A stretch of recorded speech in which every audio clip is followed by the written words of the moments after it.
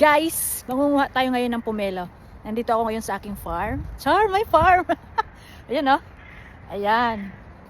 Tignan nyo guys oh. Ang daming bunga. Ito.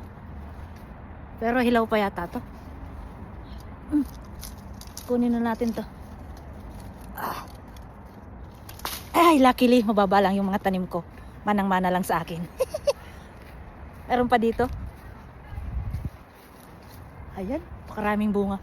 Nakakatuwa yung mga tanim nila dito kasi napakataba ng lupa, ang daming mga prutas.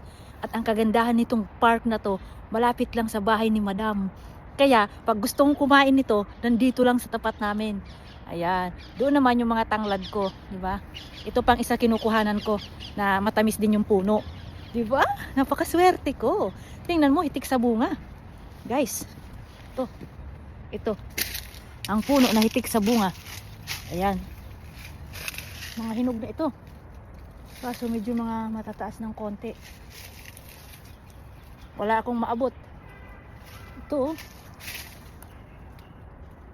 Kailangan ko ng panungkit. O kaya tuntungan guys. Hindi ko siya kayang abutin ng ano. Di bali bukas kukuha ako ng mga sakto na yung hinog niya. Ayan oh. May nakuha naman na akong isa. Gusto ko lang kumain. Nangangasim ako, gusto ko lang kumain. Kaya kumuha na ako. Diba? Ganda doon. Marami pa yan doon. Oh. Ayan. Doon yung aking mga tanglad. Ayun. Diba? Kakain muna ako.